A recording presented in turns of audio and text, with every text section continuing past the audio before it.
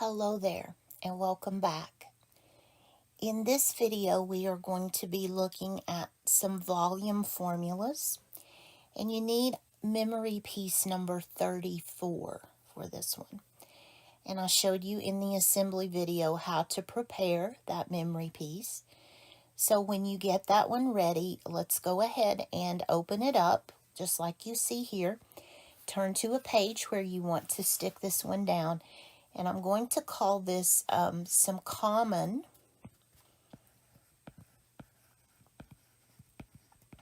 volume formulas.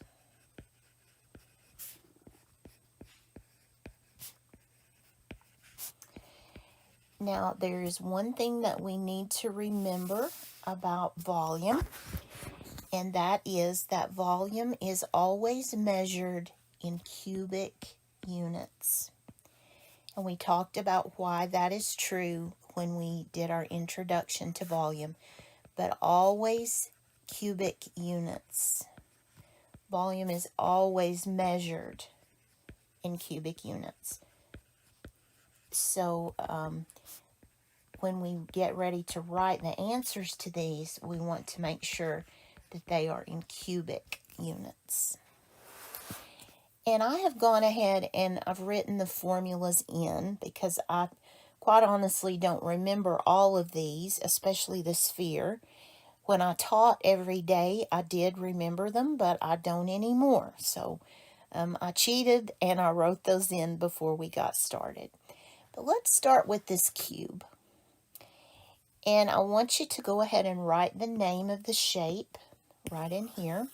This is a cube. And the formula is volume equals e to the third power. And what that means is volume equals edge to the third power. So I'm going to give you some dimensions of this cube. I'm going to tell you that this one is 5 inches,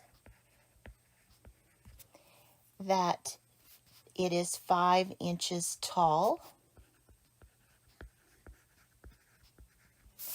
and that this unit is 5 inches.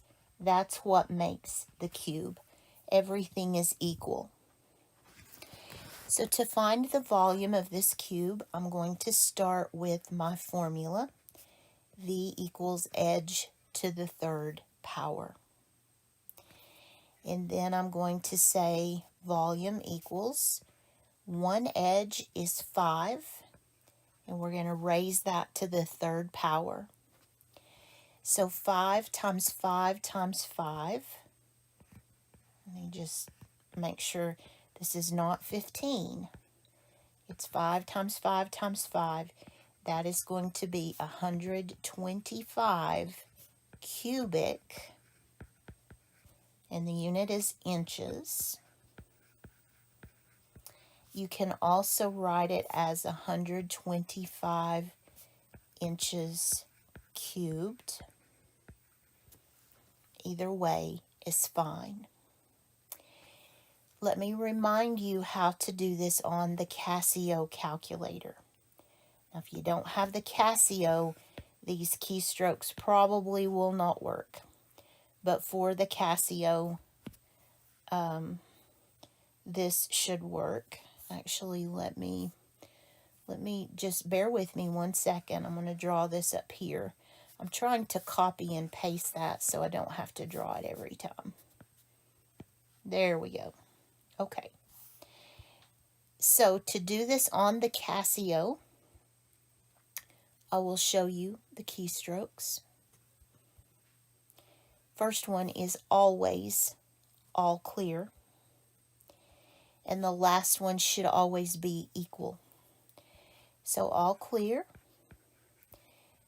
5, x, y, that's the exponent key above the c, 3, that's the exponent, equals, and you will get that 125. Let me just be sure. 5 to the third power is 125. Volume of a cube. Okay, this one is called a rectangular prism. Volume is length times width, and I can't spell worth a hoot. Sorry. Length times width times height.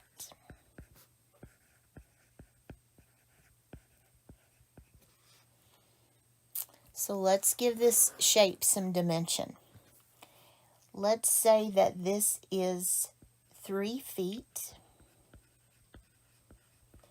This is 2 feet. And the height is maybe 12 feet. So the volume of this rectangular prism. Volume is length times width times height. So volume is 3 times 2 times 12. And you just type this in your calculator as multiplying. 3 times 2 times 12 is 72 cubic feet, or 72 feet cubed. To do this on the calculator, it's just basic multiplication. But let me show you. I want to be sure that we are practicing the calculator. For those of you who are taking the HiSET exam, you can use this calculator on there. So I want to give you plenty of opportunities to see this calculator in use. If you don't have this particular calculator, but you know you're going to need it, refer to that picture that I gave you in your memory pieces. And that way you can at least know where the buttons are. So we're going to say all clear, length times width times height equals, let me be sure that I've got the right steps. Yes, 72. No special keys required for the volume of a prism. Hello everybody. This section looks a little bit funny because I had recorded this whole lesson. I had uploaded everything. It was ready to go. I was proofreading the lesson and I realized that I had made a mistake. So if this section looks a little odd to you, it should. This is because I'm coming back and making a correction to my original film. But in this one, we are looking at the volume of a square pyramid. And this pyramid has triangular sides, faces, but it's sitting on a square base. And the formula that you need is volume equals 1/3 edge to the second power times height. And my original mistake is that I used, instead of the second power right there, I did it to the third power. And I just didn't, I know better, I just didn't even notice it. I just made a mistake. So let's work this problem using this particular pyramid. And I'm going to bring my formula over as we've done in the other examples. So volume is 1/3 the edge to the second power times the height. And again, if you're using the Casio calculator, it will do the fraction for you with no problem. If you are not using the Casio, I'll show you how to deal with the fraction. So right now, I'm just going to leave that fraction alone. Let me zoom in just a hair. And the edge of this pyramid, the square part, is 10 meters. So I'm going to take 10 to the second power, and then I'm going to multiply that by the height, which is 15 meters. Now the order of operations tells us that we must do exponents first. So I'm going to say 10 times 10, and that is 100. And then I'm just going to keep the 1/3, the 100, and the 15. If you have the Casio, I would go ahead and type this in right now. If you don't, though, it's not a big thing. Let's do 100 times 15. That, of course, is 1,500. And then 1,500 divided by 3 is 500. So you're taking the, cutting that into thirds, is dividing by 3. So 1,500 times 1/3 is 500 cubic meters. And you can write it out if you prefer, or you can say 500 meters cubic. Either way is appropriate. The instructions for the Casio will look like this. All clear. 1 ABC3 times 10 to the second power times 15 equals, and you should get 500. And this one is a cone. The cone is volume is the fraction 1/3 times pi. Remember, pi is a constant. Times the radius squared.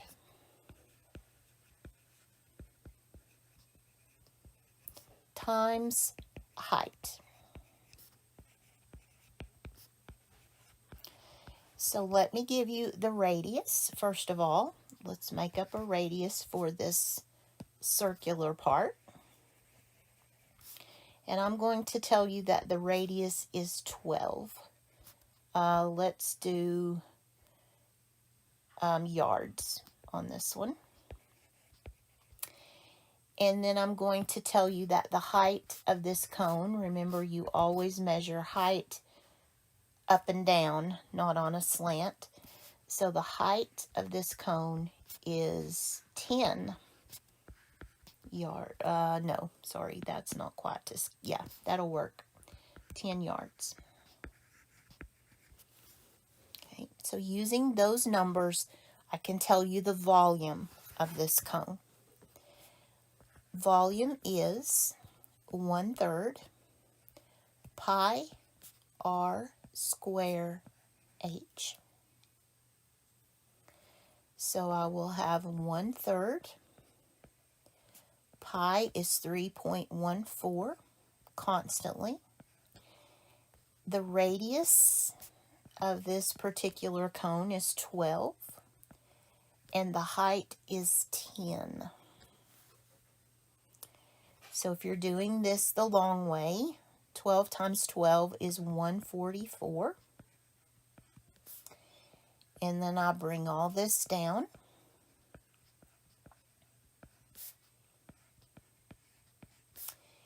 And then I would do, if you don't have a calculator that does fractions, you can do it this way. 3.14 times 144 times 10 is 4,521.6. And then divide it by 3. Take 1/3 of that if your calculator will not do fractions. So 1507.2 cubic yards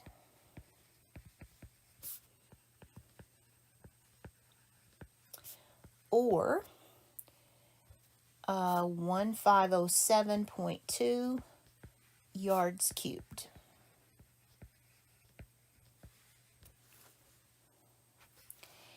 Now, if you want to do this on the calculator, I'll show you those steps.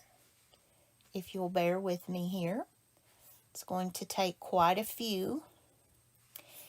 The Casio does have a pi key, but I strongly recommend just typing in pi. Just memorize that it's 3.14, Unless they tell you to use the fraction, 22 over 7, just use 3.14 because it'll work. It'll get you a very close approximation of pi. Okay, calculator. We're going to say all clear. 1 ABC3, there's the 1/3, times 3.14 times 12 to the 2nd power times 10 equals. I always stop just a little bit short, but this should do it. Times, oh no, go back to the pen, times 10 equals. And let me type this into my calculator just to be sure that I've given you the right keystrokes. I don't want you to be learning it the wrong way. So 1 ABC3 times 3.14 times 12 to the 2nd power times 10. And yes, it does come out to be accurate. So either way will get you to that answer. Okay, the next one is called a sphere, not a spear, like a sword that you throw. This one is sphere. It has the F sound, sphere. And it says that volume is 4/3 times pi times radius cubed.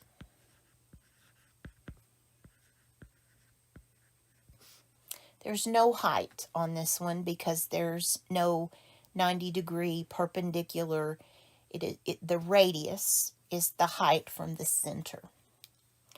So all I need to tell you, let's use 25 on this one, and let's use centimeters for the radius.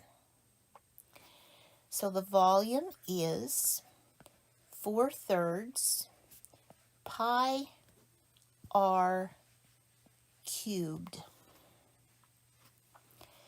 So volume is 4/3 times pi times radius to the 3rd power. If you're doing it the way I do it, you're going to say 25 to the 3rd power is a huge number. It's 15,625.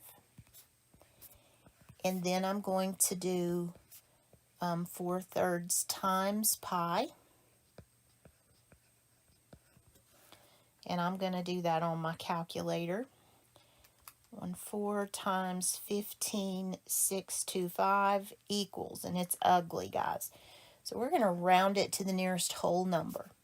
It is approximately 65,417 cubic centimeters,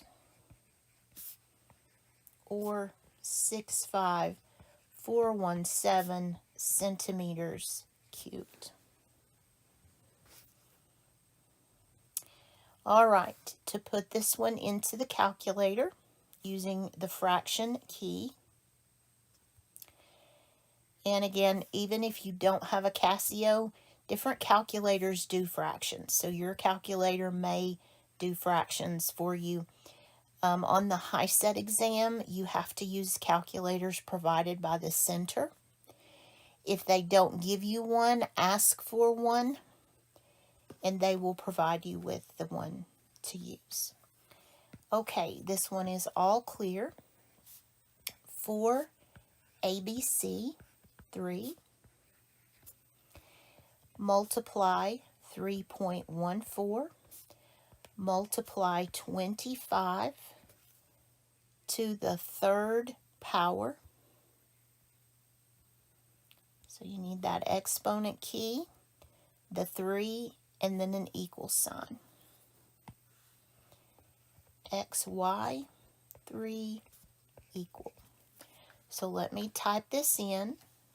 4/3 times pi times 25 to the third power equals, and I do get that same answer, as the volume of a sphere. Let me just give you the sound spelling on this one too. It is not a spear, it's a sphere. There's the sound. Okay, last but not least is my favorite. This is the cylinder. And this one says volume equals pi times the radius squared times the height. So let me draw the radius for you. And we'll put it right there. And I'm also going to draw the height for you, which is down this way. Okay, so radius, let's make this one be 4 yards and 15 yards. So here's the volume of this cylinder. Maybe this is a silo beside a barn somewhere. Pi r square h. So we have 3.14 times radius is 4 squared times the height is 15. So if I'm doing this longhand, I'm going to do 4 times 4, which is 16. And then multiply my pi and my 15 to get a volume. 3.14 times 16 times 15 is 753.6 cubic yards.